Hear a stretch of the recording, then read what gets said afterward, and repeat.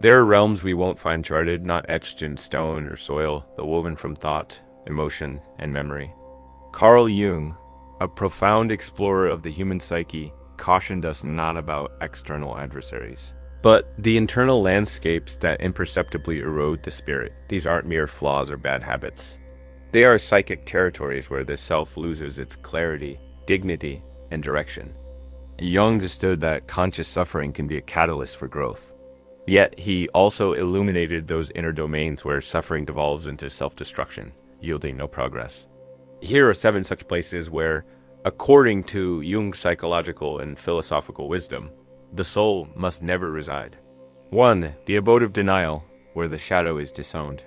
Jung stated, "Until you make the unconscious conscious, it will direct your life, and you will call it fate." In Jungian thought, the shadow encompasses all within us that we resist acknowledging. Our anger, envy, selfishness, desires, fears, traumas, and even our latent talents and untapped potentials. It is not inherently malevolent. It is simply the unknown within. Thus, denial is not merely rejecting external truths, but a disavowal of aspects of ourselves deemed inconvenient, shameful, or threatening. When we deny our shadow, we unwittingly become its instrument, manifesting in passive aggression, self-sabotage in relationships, projecting our shortcomings onto others, or reacting with inexplicable emotional intensity. This is Jung's meaning when he speaks of the unconscious directing our lives. We repeatedly encounter the same patterns, heartbreaks, and failures, not due to external forces, but because our unacknowledged shadow guides us blindly. To inhabit denial is to construct a hall of mirrors, reflecting distorted images of everyone else while obscuring our own true reflection. We perceive the world as filled with toxic individuals, unaware that we are reenacting unresolved inner conflicts. We attribute our failures to others, failing to recognize that we have surrendered our agency to a part of ourselves we refuse to confront. The particular danger of denial lies in its deceptive sense of security. We convince ourselves that introspection equates to loss of control, breakdown, or disintegration. However, Jung believed the contrary, that facing the shadow is the genesis of genuine control, strength, and healing. When we integrate our shadow, we cease to be puppets of our unconscious.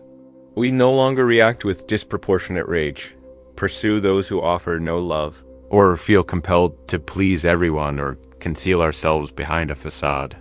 Instead, we become whole, not perfect, but authentic, grounded, and self-aware. Jung termed this process individuation, the unification of the conscious and unconscious aspects of the psyche into a cohesive self. And it commences with courage, the bravery to acknowledge that we are not as agreeable, tranquil, or composed as we pretend. Therefore, when jealousy arises, do not suppress it. Inquire into its origins. When hatred surfaces, do not mask it with insincere kindness. Trace it to its roots. When rage erupts, do not bottle it until it explodes. Heed its message. For the shadow that is acknowledged loses its dominion, but the shadow that is ignored lies dormant, observing, and will eventually act on your behalf. Against your true self, do not establish your dwelling in denial. Do not banish your truth. Venture into the depths of your being, uncover the buried aspects, and engage with them not to condemn, but to understand. Only then do you cease living a predetermined fate and begin living your authentic truth. 2. The mire of resentment, where pain remains untransformed. Carl Jung posited that consciously examined suffering could lead to profound transformation. However, when pain is buried, denied, or replayed without introspection, it metamorphoses into something far more insidious: resentment. Resentment is pain that has curdled into poison, the narrative we perpetually recount about how we were wronged, betrayed, forgotten, or unloved. It thrives on repetition, and like a swamp, the longer we remain immersed, the more difficult it becomes to extricate ourselves. Everything becomes heavier, slower, stagnant. To reside here is to carry past wounds as our defining characteristic. We might find ourselves uttering phrases like, "this always happens to me," or "people never change," or "they will one day regret their treatment of me." In such moments, healing does not occur. Instead, we hope our pain will serve as vindication. But resentment never punishes the one who inflicted the hurt. It punishes the bearer. We begin to withdraw, trust erodes, and love becomes tinged with suspicion.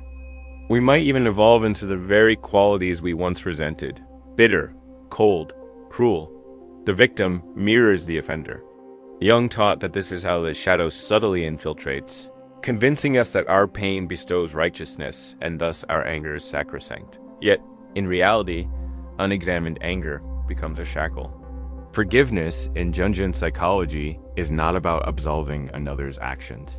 It is about severing that chain, a radical act of reclaiming our energy from the past. It signifies acknowledging, this occurred. It caused pain, but I will not permit it to dictate the remainder of my existence. Transforming pain does not necessitate forgetting. It entails deriving meaning from it, identifying the lesson, the strength, the boundary it compelled us to establish. Jung referred to this as the alchemy of the psyche, transmuting emotional lead into gold. Therefore, if we find ourselves ensnared in resentment, we must pause and ask, am I nurturing this or liberating myself from it? For the swamp will always offer a place to rest, but we must not mistake that stagnation for peace. 3. The prison of guilt and shame, where the self is condemned. A distinction exists between guilt and shame. Guilt proclaims, I made a mistake, while shame whispers, I am the mistake. Jung viewed shame as one of the most perilous emotional states, not for its overt drama, but for its insidious quietude. It lurks in the recesses of the psyche, murmuring that we are unworthy, unlovable, irredeemable. Individuals who inhabit this inner confinement often present a facade of functionality. They work diligently, smile publicly, achieve success, yet internally they harbor a silent conviction of being fundamentally flawed. No accomplishment feels sufficient, no love feels deserved, no forgiveness, even from external sources, penetrates the wall they have erected within. This is the tragedy of shame. It does not merely induce negative feelings, but severs our connection to our own soul, convincing us that we must become someone else to gain acceptance, even from ourselves. Jung believed that genuine healing commences not with perfection, but with self-acceptance. He did not advocate for indulgence in wrongdoing, but cautioned against perpetual self-punishment. The psyche requires space for evolution, a process impossible within the confines of constant self-judgment. To linger in guilt beyond its instructive purpose is not virtuous, but self-destructive. True remorse fosters growth, repair, and responsibility, whereas persistent, unyielding shame leads to paralysis. Thus, Jung urges us to confront our inner critic, to question whose voice we hear. Where do we learn that love must be earned, that we are inherently insufficient? Often, this shame is implanted in childhood, within religious frameworks, through traumatic experiences, or via comparison. Yet we carry it as immutable law. However, we possess the agency to begin unlocking that prison today, not by erasing the past, but by refusing to allow it to define our worth. Our mistakes are not our identity. Our past is not our destiny. The soul was never intended to reside in condemnation. Its natural inclination is towards growth, not guilt, freedom, not fear, self-respect, not self-rejection. And if healing is our aim, we must be willing to gaze into the mirror, not to scrutinize flaws, but to offer compassion. As Jung taught, only by embracing the entirety of ourselves, both light and shadow, can we ever truly achieve wholeness. For the theater of persona, where authenticity is abandoned. Carl Jung introduced the concept of persona, the social mask we don to navigate the world. The version of ourselves we present to gain acceptance, admiration, or protection. While the persona is essential for societal functioning, to dwell within it is to lose our true selves. The theater of persona is the realm where performance supplants identity. We begin with a mask and then forget its artifice. We smile when tears are imminent. We agree when our soul protests. we dress, speak, and behave not to express our inner being, but to maintain external approval. And gradually, imperceptibly, our true selves vanish. Our authentic desires, our pain, our creativity, our inherent chaos are relegated to the unconscious. We become characters in someone else's narrative, enacting roles in a script we did not author. Jung cautioned against this, because the soul does not flourish in pretense. The longer the performance endures, the more estranged our inner life becomes, eventually leading to exhaustion, numbness, or even depression, not because our existence lacks meaning, but because it is not truly our own. In this realm, authenticity is not merely absent. It is perceived as dangerous, for revealing our true selves risks rejection. Yet, Jung believed that wholeness is unattainable without confronting that risk. Individuation, the journey towards psychological maturity, necessitates the gradual removal of the mask, prompting the fundamental question: who am I truly? Leaving the theater of persona is not about societal rebellion, but about remembering our soul. Reclaiming the silenced voice, the postponed dream, the buried values. For no matter how admired our mask becomes, if it does not reflect our inner truth, it will never feel like love. It will feel like profound loneliness. 5. The labyrinth of overthinking, where the mind becomes a trap.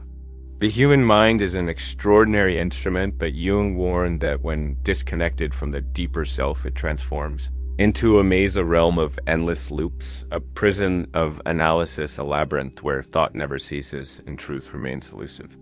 To dwell here is to mistake rumination for wisdom. We endlessly contemplate, attempting to solve emotional pain with logic, control the future with prediction, and undo the past with imagination. Yet, the more we think, the further we stray from clarity. Jung underscored the significance of intuition, symbol, and the unconscious, the aspects of the psyche that do not communicate through rational language. He understood that healing and meaning often emerge from the irrational depths, not the logical surface. However, within the labyrinth of overthinking, the heart is silenced, bodily signals are ignored, and the soul's gentle, intuitive, symbolic voice is drowned out by mental noise. Overthinking provides a false sense of security, the illusion of control, but in reality, it is fear masquerading as intelligence, keeping us ensnared in decision paralysis, emotional numbness, and spiritual disconnection. Jung would advise, do not solve life. Feel it, dream it, live it. For the soul does not speak in formulas, but in metaphors, images, feelings, and silence. To escape this labyrinth, we must learn to trust anew, not solely our logic, but our instincts, our inner knowing. We must be willing to act, even in the absence of complete certainty. We must cease replaying the past and begin inhabiting the present moment. Wisdom is not the accumulation of all knowledge, but the discernment of when to cease thinking and commence living. 6. The desert of isolation, where connection is feared. Jung understood the truth echoed by modern psychology. The soul does not heal in isolation, but in relationship. Yet, many wounded individuals retreat to a psychological desert, vast, empty, arid, seemingly safe, but ultimately lifeless. This is the realm where we convince ourselves of self-sufficiency, where others are perceived as dangerous and love as a risk too great to bear. Initially, it offers a sense of empowerment, no expectations, no disappointments, no betrayals. But gradually, the silence becomes deafening. The solitude once cherished begins to feel like exile. In this desert, vulnerability is the enemy. We become excessively self-reliant, emotionally guarded, and deeply skeptical of intimacy. However, what we are truly avoiding is not others, but the aspects of ourselves we deem unworthy of being seen. Jung would remind us that we are wounded in relationship and healed in relationship. Shadow work, trauma recovery, self-discovery are all essential, but we do not achieve our full humanity until we can stand before another soul and declare, "Here I am, imperfect, real, yet still worthy of love." To remain in isolation is to live without mirrors, without the sacred friction of connection, without the challenge and joy of being known. Yes, connection exposes us to pain, but it also opens us to joy. And the soul was not created for solitary survival. It was created to belong. 7. The graveyard of the past, where the present is abandoned. There is a final realm Jung cautioned against, the graveyard of the past. It is the place where individuals dwell when unable to release guilt, regret, nostalgia, or grief. This place is deceptive, offering a false sense of sanctity and mourning and nobility and remembrance. But to reside there is to cease truly living. We become ghosts, wandering through memories, reliving wounds, attempting to resurrect what is already gone. The mind replays what-ifs, the heart clings to what was lost, and the present moment becomes a blurred, ignored, unlived space. Jung believed that the psyche perpetually calls us toward wholeness, and wholeness can only be realized now, in this present moment. But if our gaze is fixed backward, we miss the opportunities that lie ahead. Letting go does not equate to forgetting. It means honoring the past without becoming tethered to it. It means learning to bid farewell not only to people, but to versions of ourselves that no longer serve our journey. The past holds lessons, but no life, no fresh breath, no forward momentum.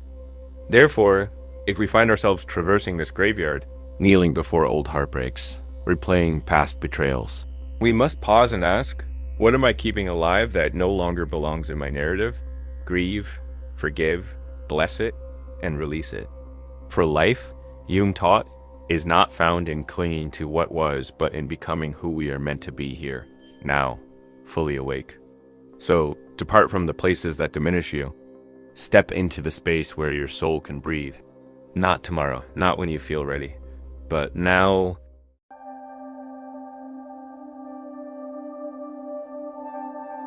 Have you ever had the unsettling feeling that the life you're living isn't truly yours? That you're merely acting out a role designed by someone else, parents, teachers, friends, society itself. And deep within, something protests, whispering that something is off. Every morning, you put on the same familiar mask, go through the motions, carry out your duties, interact as though everything is fine. But in those rare moments of quiet, when the noise finally fades, a single question surfaces. Who am I, really? Jung believed this sense of disconnect isn't accidental.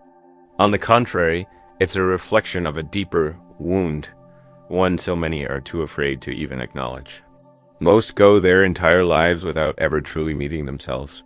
They exist within pre-approved identities, perform societal roles, adopt the beliefs and values expected of them. The tragedy? They believe that's all there is. They die without ever discovering the soul within. Now the question must be asked, is this your reality? The person you call you, your wants, your thoughts, your beliefs, how much of it genuinely belongs to you and how much was implanted by others? From a young age, we're taught to mold ourselves, to be digestible, to hide certain traits to gain affection. In this effort, we build a mask, what Jung called the persona, a carefully constructed social facade designed to shield us. Yet, the longer we wear it, the more we forget who we truly are beneath it.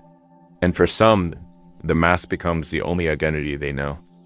A Jung warned us, when you disconnect from your true self, you pay a steep price, a price measured in quiet agony. Persistent discontent, and a vague yet constant sense that something essential is missing. Have you ever felt that no matter how much you succeed, something still gnaws at you? As though fulfillment remains perpetually out of reach. That's because what you're seeking doesn't exist in the outside world. It's not in career success, romantic validation, or social recognition. It lies buried within you, beneath years of programming and layers of internal noise. The real question is, are you ready to look inward and discover who you really are? Because this path isn't smooth. Finding your true self means confronting the parts you've buried, silenced, or forgotten. It demands introspection, courage, and honesty. But it is also the only way to be free. In this video, we'll trace the path Jung called individuation, the journey towards psychological wholeness, the merging of all aspects of your being into one cohesive truth. If you're willing, let's begin. From the moment we're born, we're trained to behave a certain way. To be agreeable, not speak too loudly, suppress anger, please others. Or perhaps we were told to stay strong, hide our vulnerabilities, smile through pain. Slowly and unconsciously, we shape a personality not born of authenticity, but of social expectation. Jung called this facade the persona. It's the face we show the world, the character we play to be accepted. And don't be mistaken, we all wear one. If you've ever acted differently depending on the setting, at work, with family, on social media, then you've felt the influence of the persona. It's not inherently bad. It helps us function in society. But the danger begins when we mistake the persona for our actual self. Think about it. How many times have you nodded in agreement just to avoid rejection? How often have you silenced your thoughts to avoid judgment? How many times have you smiled while internally screaming? That's when the persona stops being a tool and starts becoming a prison. You no longer live from your center. You perform a script you didn't choose. The persona may offer social comfort, but it cannot nourish your soul.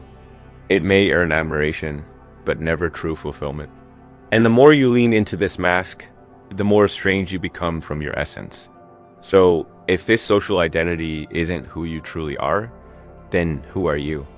To uncover the answer, we must explore the opposite of the persona. The part of you that has been suppressed, denied, and cast into darkness. Jung named it the shadow. And this is where your true inner journey begins. But tread carefully, the shadow contains everything you've tried not to see. Are you prepared to explore it? Then continue with me. If this resonates with you, please hit the subscribe button and support the channel. Thank you. If the persona is the mask we show to be accepted, then the shadow is the part we hide to avoid rejection. But here lies the problem. What we repress doesn't vanish. It simply gains strength beneath the surface, influencing our feelings, choices, and fears without our conscious awareness. Jung described the shadow as the dark basement of the psyche, home to all we've denied. Forbidden desires, restrained rage, forgotten pain, traits we're ashamed to acknowledge. The worst part, much of what's buried in the shadow isn't even bad. It's just pieces of ourselves that others once deemed unacceptable. Maybe as a child, your curiosity was labeled annoying, so you learned to stay quiet. Perhaps your anger was punished, so you buried it. Or your tenderness was mocked, so you shut it off. Those rejected parts didn't die, they just hid, waiting. And they emerged, sometimes explosively. If you've lashed out and instantly regretted it, felt a stab of envy, but pretended otherwise, or overreacted to minor criticism, then you felt the shadow take over. When unacknowledged, it sabotages silently, ruining careers, wrecking relationships, crushing self-worth. But here's the hidden truth. The shadow isn't your enemy. It holds your power, your vitality, your depth. You cannot become whole without it. And to integrate it, you must stop running and start listening. But how do you face something you've been avoiding all your life? How do you bring your darkness to light without being consumed? The answer lies in the cornerstone of Jungian psychology, the self, and that's what we'll explore next. If the persona is what you pretend to be, and the shadow is what you hide, then the self is who you truly are beneath it all. The self is your totality, the harmony between your outward life and your innermost truth. Jung believed the purpose of existence wasn't to live up to society's template, but to become whole, to rediscover the authentic self and to live from it. This is the heart of individuation. But uncovering the self isn't passive. It doesn't just appear one day. It requires deliberate effort. The self only reveals itself to those brave enough to face their illusions. This journey demands a reckoning with your suppressed feelings, internal contradictions, and everything you were taught to avoid. What blocks most people is fear. Fear of letting go of the roles they've spent years crafting. Fear of realizing how many of their beliefs were never really theirs. Fear of confronting the truth they've long denied. That fear keeps most people clinging to masks, ruled by shadows, never tasting real freedom. But when you begin integrating your shadow, questioning the roles you've been playing, something shifts. You begin to experience a kind of peace, a quiet authenticity. You realize you no longer need to pretend. You stop performing and start living. Decisions become clearer, anxiety begins to dissolve, and the puzzle pieces of your life start making sense. You begin to understand your patterns, your wounds, your longings. You realize that your soul had been whispering all along, but the noise of conformity drowned it out. Yet, there's something crucial you must understand. This path can't be walked with willpower alone. It requires a grasp of the deeper structures in your mind, the unconscious and the archetypes that shape your behavior. Without them, you'll never truly know who you are. And that's what we'll uncover now. The conscious mind is just the tip of the iceberg. The vast majority of your psyche lies beneath the surface, hidden from sight. Proposed that to find the true self, we must go beyond logic and tap into the unconscious, the birthplace of our patterns and impulses. But beyond the shadow and forgotten traumas, the unconscious holds something even more ancient: archetypes. These are universal patterns wired into the human soul, primordial templates of thought and emotion shared across cultures and time. Jung called it the collective unconscious, and from it emerge archetypes, symbolic figures that influence the way we love, fear, act, and dream. You've felt them before, an inexplicable pull toward myths, symbols, characters. That's archetypes in action. They appear in stories, religions, fairy tales, and in your own dreams. Think of the hero. Every culture has one. It's the part of you that wants to overcome and grow.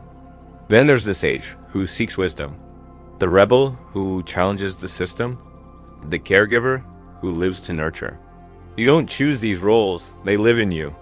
The problem begins when you over-identify with one and ignore the rest. If you see yourself only as the hero, you'll suppress vulnerability. If you live only as the caregiver, you'll neglect your own needs. True individuation means recognizing and integrating all of them. But how do these archetypes show up? In your instincts, your dreams, and the recurring themes in your life? Ignoring them means cutting yourself off from vital aspects of who you are. And that's why so many feel directionless. They're ruled by forces they've never even named. But here's the bottom line. If you don't acknowledge these archetypes, they rule you. They shape your fate in silence. But once you recognize them, you reclaim authorship of your story. That's the difference between a life led by self-awareness and one lived on autopilot. But what happens if you refuse to do this inner work? What does life look like for someone who avoids their shadow, clings to their persona, and stays blind to the unconscious? Jung had a warning for that too, and we'll explore it now. The person who avoids the journey inward, who refuses to confront the shadow, rejects their unconscious drives, and clings desperately to the persona, is not living, but merely surviving. Outwardly, their life might appear normal. They may have a stable job, social validation, even a family, but inwardly, a quiet war rages. There's a constant tension between who they are and who they pretend to be, and this war leaks into everything. Their relationships lack depth because they're not bringing their true self to the table.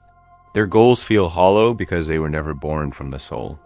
Their joy is fleeting, always needing a new distraction to mask the emptiness.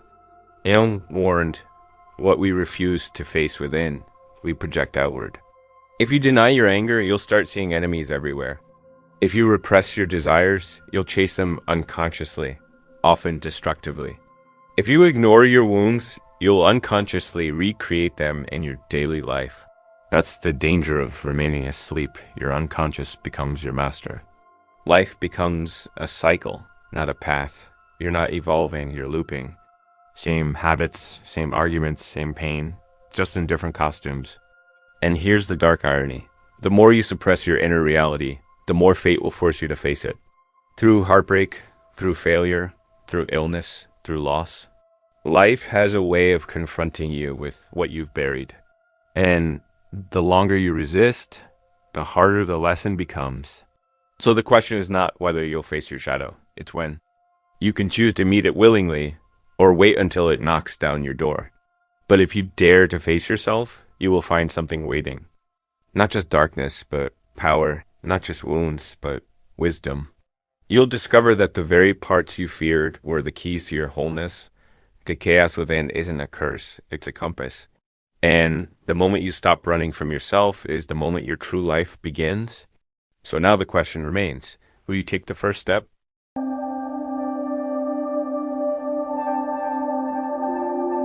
Imagine waking to find the life you live isn't yours, that choices, beliefs, and desires might stem from external forces, not your core.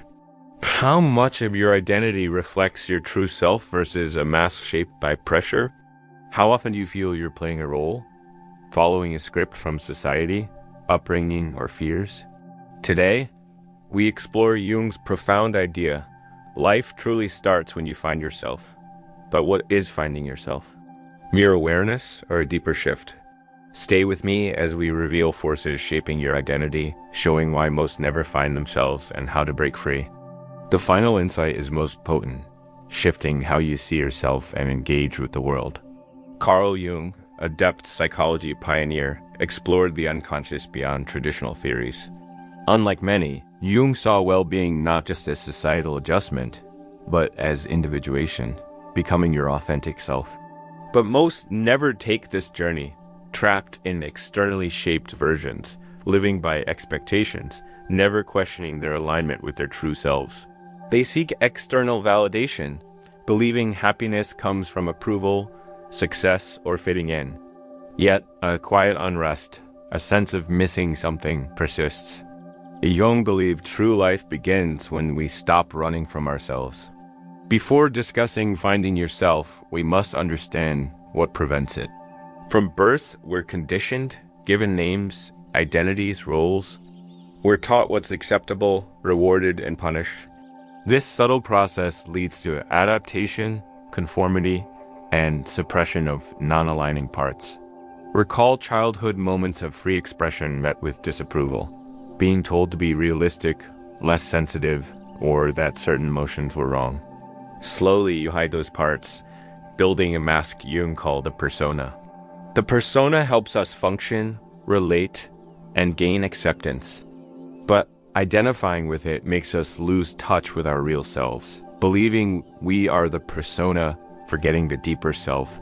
Then there's the shadow, what we hide from the world. It includes rejected parts, fears, unspoken desires, vulnerabilities, hidden strengths. The shadow operates unconsciously, influencing thoughts, behaviors, and emotions. Rejected parts don't vanish. They manifest as projection. Ever intensely disliked someone without knowing why? Been triggered by others' behaviors causing strong reactions? Jung believed disturbance by others' qualities often reflects those qualities hidden within our own shadow. But what if this shadow holds the key to self-discovery? That suppressed parts are not enemies, but missing pieces of our wholeness. Jung's insight: psychological growth isn't eliminating the shadow, but integrating it. Looking into our unconscious, facing denial, unlocks personal power, authenticity, and freedom. This is where the real journey starts. Are you ready to face your truth, break free from illusions? What's next will challenge your self-perception and open a truly yours life. Most live believing they know themselves, defined by name, job, culture, past. But what if your identity is far more complex? That the self you believe is just a surface, a fraction of a deeper reality. Jung believed everyone has a hidden world, an intricate inner landscape of forgotten memories, suppressed emotions, unacknowledged desires, untapped potential. Truly finding yourself isn't building a new identity, but uncovering what's buried. Reflect. Ever felt a deep, unexplainable longing for more? A greater self-waiting? This isn't imagination. It's your unconscious calling you to something greater. Jung called this individuation. True fulfillment comes from integrating all aspects. Good, bad, light, dark, not conforming to external expectations. But integration requires confrontation, where most stop. Facing yourself is uncomfortable, requiring looking at long, ignored aspects, questioning beliefs, challenging fears, confronting inner conflicts. How often do we avoid silence, distracting ourselves from our thoughts? This constant distraction is a defense, avoiding deeper questions. But these hidden aspects don't disappear. They show up unexpectedly as anxiety, self-sabotage, unfulfilling relationships, or a feeling of being lost. Jung believed our unconscious always speaks to us, but we've learned to ignore it. Paying attention reveals patterns, how deep wounds influence choices, suppressed desires, shape behaviors, and feared things often hold greatest lessons. Consider fear of rejection. Many fear judgment or abandonment, seeking approval, avoiding conflict, suppressing true thoughts for harmony. But where does this fear come from? Is it about others' opinions or something deeper? An old wound? A childhood experience of feeling unseen or unworthy? Jung argued this fear isn't just an emotion, it's a shadow aspect unacknowledged. Until brought to light, it controls actions unconsciously. But, incredibly, facing these hidden parts makes them lose power. Imagine living without fear of judgment, speaking your truth without hesitation, making decisions based on inner resonance, not external expectations. This is the power of individuation, not becoming someone new, but more of who you truly are. But how do we begin? How do we uncover unconscious forces shaping our lives? Jung believed powerful access points are symbols, dreams, and introspection. He saw dreams as messages from the deeper self, revealing hidden truths. He emphasized creative expression, art, writing, music, as ways to access and integrate the unconscious. But perhaps the most important step is awareness, questioning your thoughts. Reactions and deeply held beliefs is the first step toward transformation. Stopping running from discomfort and facing it with curiosity begins reclaiming your true self. Because most live as strangers to themselves, following laid paths, never realizing their power to choose differently. They suppress their true nature, never realizing their greatest strength lies in embracing all they are. But you don't have to be one of them. You have the power to break free from holding illusions, shed conditioning and fear layers preventing full life experience. Step into your full self, unafraid and unapologetic. In the next part, we'll explore something even more profound, the hidden archetypes within you. These ancient patterns deep in your psyche hold the key to unlocking your greatest potential. What you're about to learn may forever change your self-perception. If finding yourself were as simple as deciding, everyone would live in complete alignment with their true nature. But as we've seen, the process is far more complex. It's not just choosing who to be, but uncovering shaping forces, facing rejected parts, and integrating them into a whole, authentic identity. But why are we drawn to certain behaviors, desires, or fears? Why repeat mistakes or fall into patterns despite trying to change? Jung's revolutionary answer: within every human exist universal patterns, deep-rooted psychological blueprints, influencing our thoughts, emotions, and behaviors often beyond our full understanding. He called these patterns archetypes. Jung argued archetypes are ancient collective images stored in the collective unconscious, a psyche level shared by all humans, inherited from ancestral experiences. These archetypes shape our personal identity, relationships, and even our world perception. Think about stories throughout history. The hero's journey, wise mentor, shadowy villain, innocent child. These characters appear in myths, religions, literature, even our dreams. They aren't just fiction. They represent psychological forces within us all. Whether we realize it or not, these archetypes constantly play out in our lives. For example, the hero archetype, the part of you longing for purpose, feeling a greater calling. It's the part seeking to overcome obstacles, grow stronger, and achieve a higher self. But this archetype doesn't exist alone. It's always with the shadow. The shadow, as discussed, represents repressed and hidden aspects, fears, weaknesses, untapped potential. In myths, the hero must confront the shadow, often a monster, enemy, or great challenge, before true evolution. Now, real life, ever known you needed to change, but something inside resisted? A time you could step into a greater self, but fear, doubt, or self-sabotage held you back? This is the hero and shadow battle within you. The mistake most make is suppressing the shadow, not understanding it. But Jung believed true transformation happens by integrating the shadow, not rejecting it, but learning from it. Say you struggle with self-doubt. Instead of ignoring it or pretending it's not there, Jung would encourage asking, where does this self-doubt come from? Is it truly yours, or planted by past experiences, societal expectations, or others' voices? What lessons does it hold? Could it be that within your doubt lies hidden strength like humility, introspection, or the ability to see multiple perspectives? When we see struggles not as weaknesses but as unconscious messages, everything changes. But archetypes go beyond hero and shadow. Many other forces within us shape our identity. One powerful one is the anima and animus archetype. Jung believed every man has a hidden feminine side, and every woman a hidden masculine side. These aren't about physical gender, but the balance of energies within us.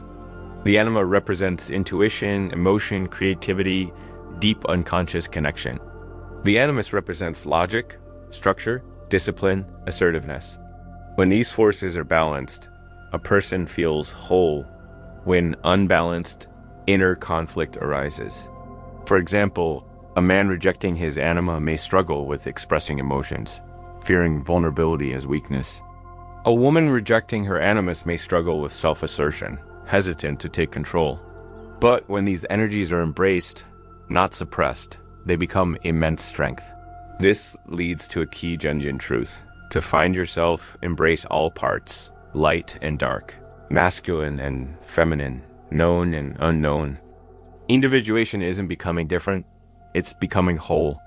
But there's one final piece, one last revelation tying everything together, perhaps the most powerful of all. Because the greatest obstacle to finding yourself isn't just fear, self-doubt, or external conditioning. It's something far deeper, hidden in how we perceive reality itself. In the next part, we'll uncover it. What you're about to hear will challenge everything you thought you knew about yourself and may just change your life forever. Throughout this journey, we've explored hidden forces shaping your identity. The masks you wear, the shadow you suppress, and the archetypes influencing your thoughts and behaviors. But now we must confront the deepest illusion of all, the illusion of self. You see, most go through life assuming their identity is fixed, a single unchanging self moving through time, shaped by memories and experiences. But Jung, like many great philosophers and mystics, understood something radical. The self isn't static. It's fluid, ever-changing, and far greater than we're led to believe. What if the version of you identify with now is just a fragment of something much larger? What if the person you think you are is just one expression of a limitless consciousness evolving for centuries, across lifetimes through inherited wisdom and experience? Jung explored this through the concept of the self, not the small ego-driven self, clinging to labels and fears, but the true self, the totality of who you are beyond identity illusions. This realization is both liberating and terrifying because it means everything you've believed yourself to be. All the fears, limitations, stories you tell yourself isn't the full truth. It's merely a construct, a temporary framework built by the mind. And here's the most powerful truth. You aren't just a single isolated being moving through life. You are a vast interconnected field of consciousness carrying within you the wisdom of generations. The depth of the unconscious and the potential for transformation beyond imagination. But if this is true, why do we feel so limited? Why experience suffering, doubt, and fear? The answer lies in the ego. The ego isn't the enemy. It's simply the part of the mind creating a sense of separation. The voice in your head saying, this is who I am and this is who I am not. It builds walls, defines borders, and keeps you tethered to familiar patterns. While the ego serves a purpose, it's also the greatest obstacle to self-discovery. Because, in truth, you aren't limited to a single identity. You're a being in constant evolution. The moment you stop clinging to who you think you are, you unlock infinite possibilities. But how do you do this? How do you step beyond the illusion of self into the fullness of your existence? Jung offered a path requiring deep introspection, and willingness to surrender everything you thought you knew about yourself. First, embrace the unknown. Most fear it because it represents uncertainty, but the unknown is where growth and transformation happen. When you stop resisting the mysteries within and lean into them with curiosity, you begin to see the world and yourself anew. Second, release attachment to labels. You aren't just your name, job, past, or personality. You are something far beyond definition. Letting go of rigid identities creates space for something greater to emerge. Third, listen to the unconscious. Your dreams, instincts, deep intuitions aren't random. They are messages from the self, guiding you toward wholeness. The more you tune in, the more you'll recognize patterns, synchronicities, and signs leading you toward your true path. And finally, surrender to the process. Finding yourself isn't a destination, something you achieve and forget. It's an ongoing journey, an unfolding of deeper and deeper layers of truth. And here's the ultimate revelation: you were never truly lost. The self you've been seeking has been within you all along, waiting to be remembered. So now the choice is yours. Will you continue living as a fragment of who you truly are, bound by old fears and illusions, or will you step forward into the unknown, embracing the vast, limitless being you were meant to become? Because life doesn't truly begin until you find yourself. Thanks for watching.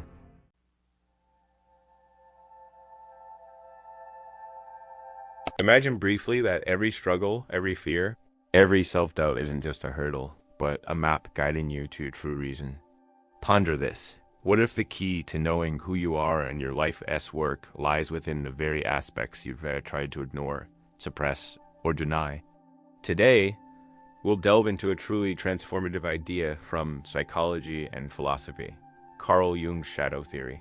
This isn't just abstract thought. It's about finding deep truths that can reshape your life. By this journey's end, you'll grasp your shadow and how it holds the secret to your purpose, potential, and freedom.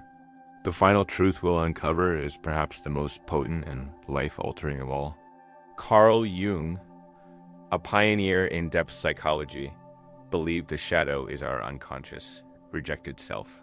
It includes all the traits, desires, and personality parts we deem unacceptable or shameful. Yet, paradoxically, this very shadow holds the seeds of our greatest strengths and a blueprint for a fulfilling life. Consider this. How often do we avoid certain thoughts or behaviors because they make us uneasy? How often do we judge others for traits we secretly see in ourselves? If you've ever reacted strongly to someone's actions, it's likely they've touched your own shadow.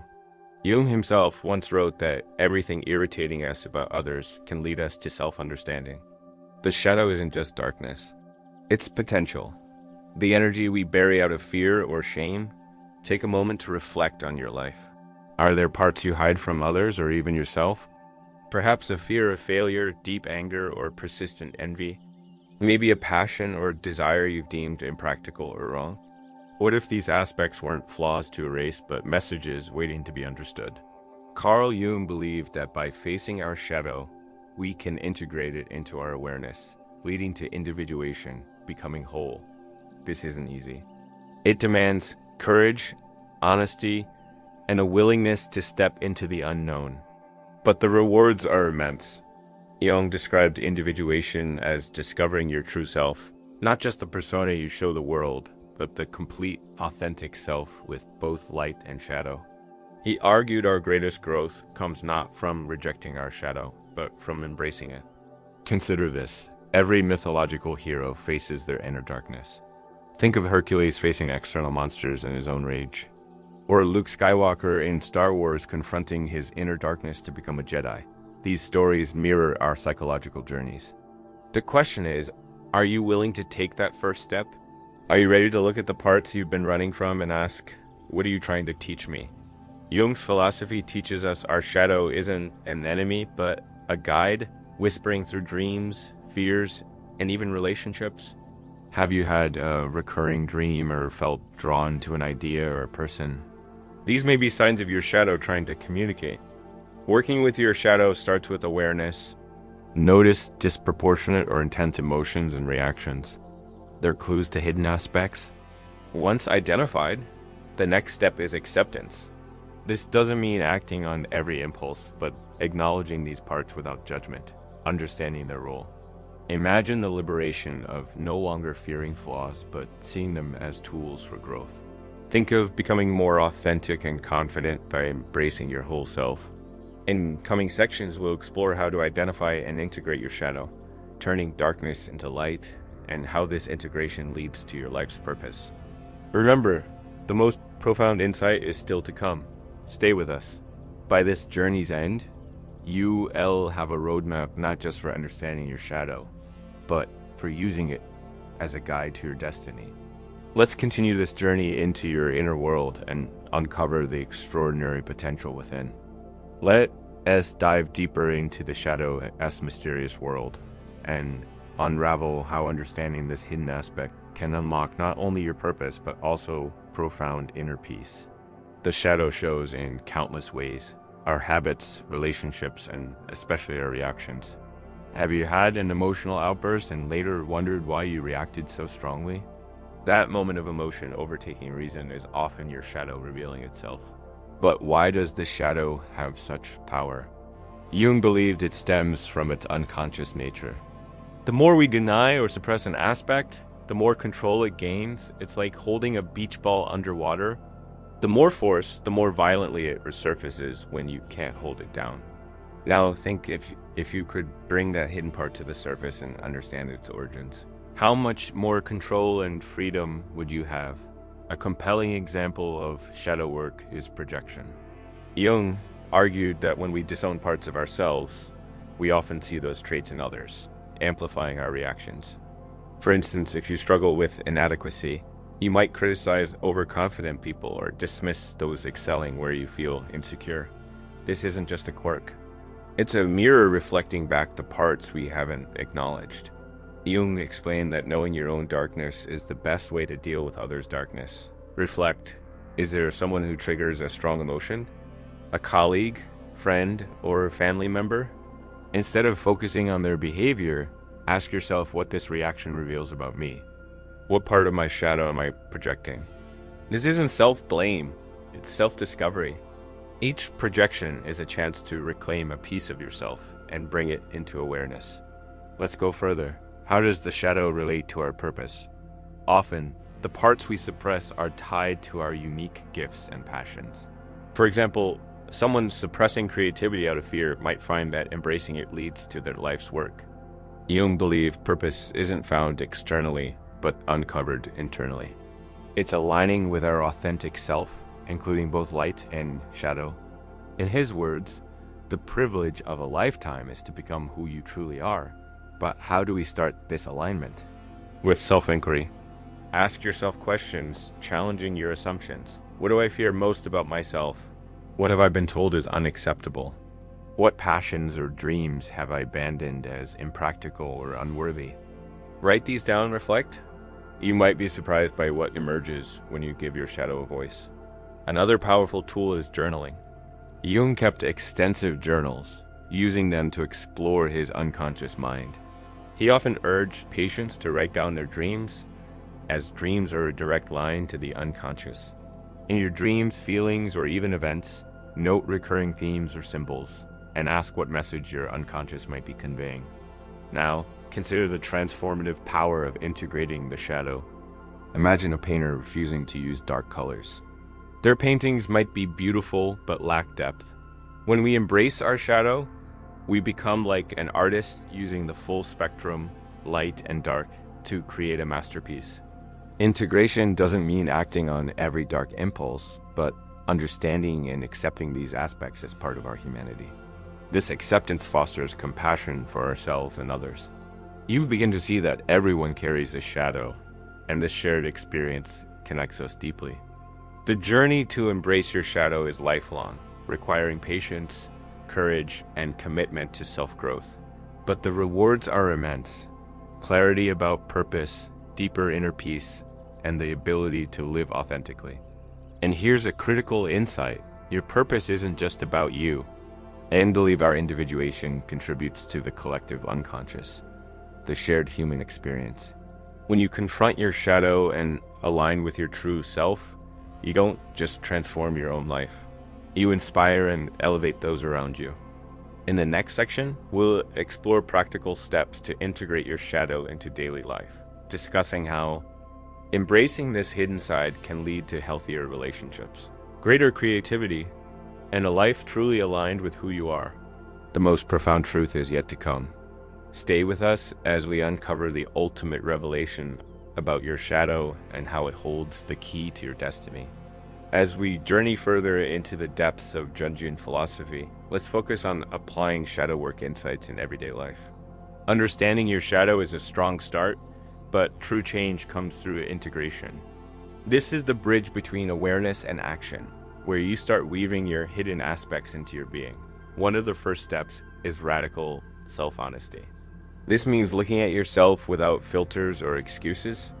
It takes courage to admit, yes, I feel jealousy, or yes, I sometimes judge others unfairly.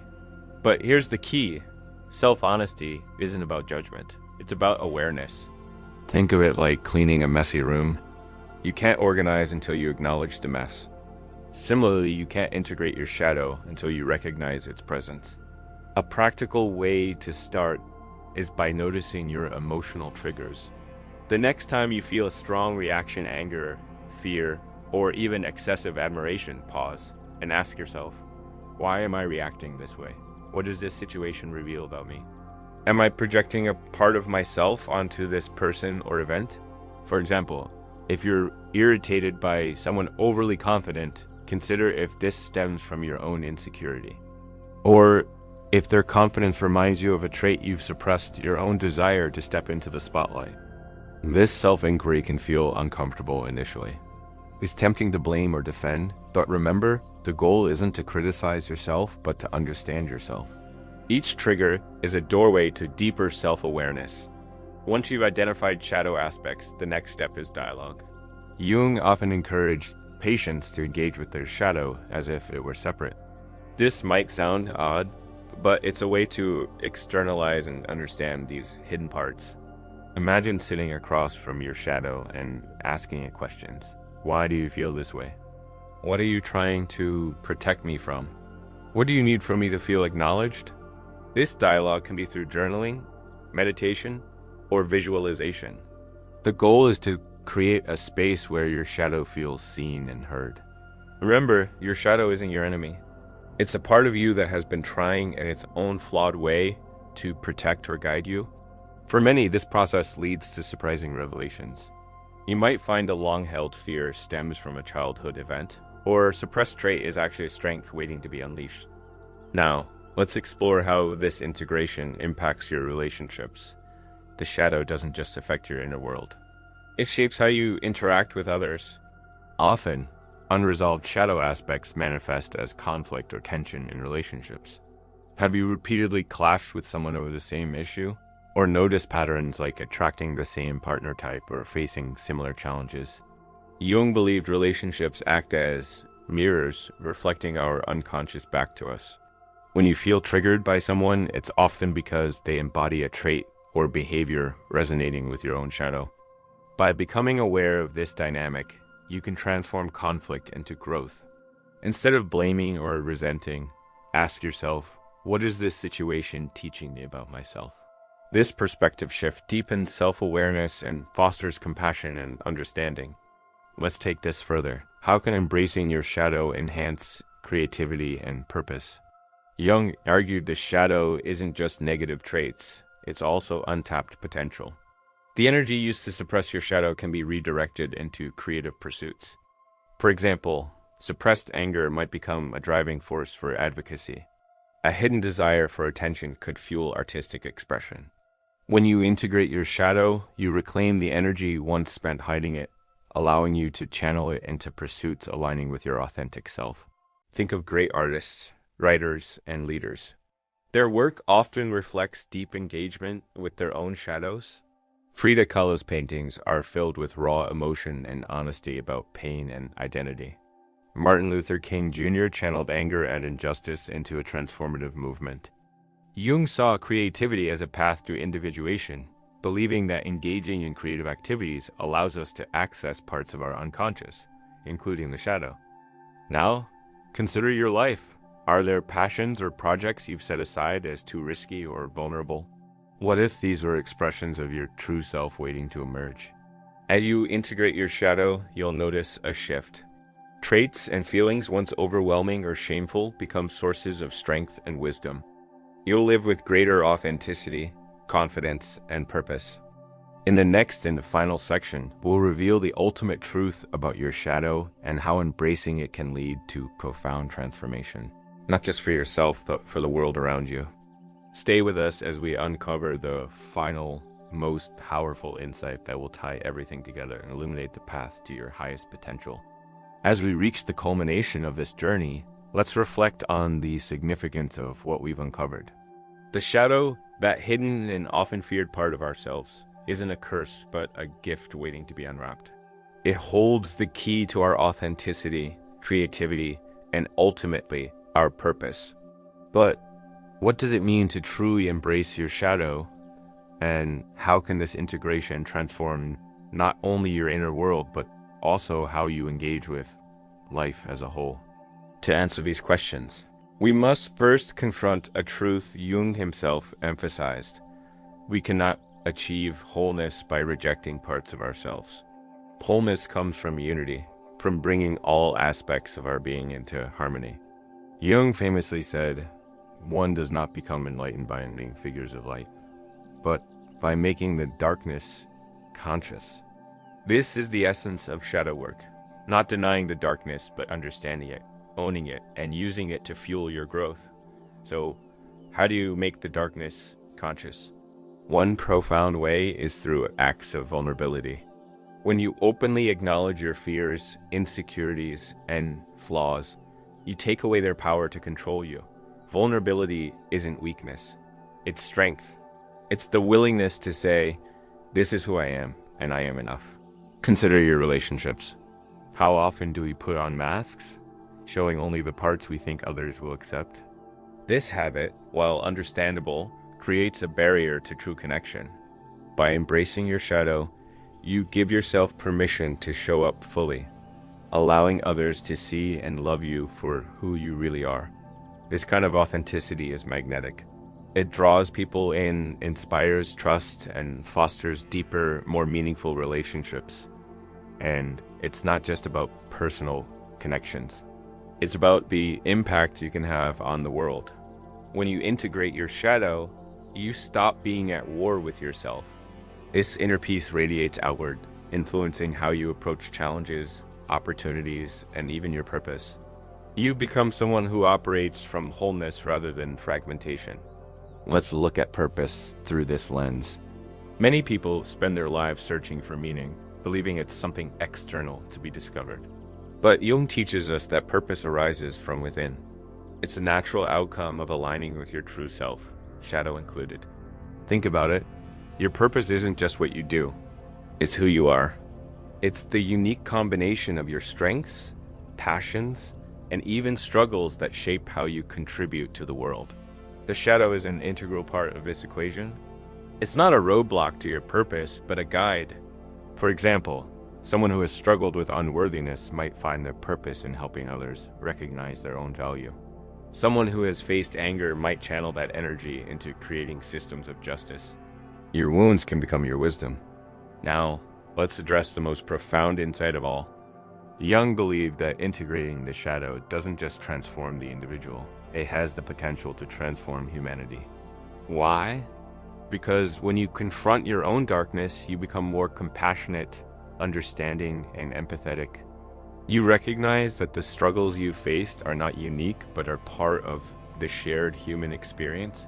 Imagine a world where more people embrace their shadows instead of projecting their fears and insecurities onto others. They would own them, heal them, and grow from them. Conflicts would diminish, understanding would deepen, and humanity would move closer to collective enlightenment. This is the true power of shadow work. It's not just about self-improvement. It's about contributing to a more conscious, connected, and compassionate world. As we conclude, I leave you with a challenge. Look within, not just at the parts you're proud of, but also at the parts you've hidden away. Ask yourself, what is my shadow trying to teach me? How can I use its lessons to live more authentically? What steps can I take today to begin this journey of integration? Remember, this isn't a one-time process. It's a lifelong journey, but each step brings you closer to the person you're meant to be, a person of depth, purpose, and wholeness. As we close, I invite you to share your thoughts, reflections, and questions. What has this exploration of the shadow revealed to you? What resonates most deeply? Your insights might inspire someone else to take the first step on their own journey. This isn't the end. It's the beginning of a new chapter, one where you embrace all of who you are and step boldly into the life you were meant to live. Thank you for joining me on this journey. May you find courage, wisdom, and peace as you continue to explore the depths of your being.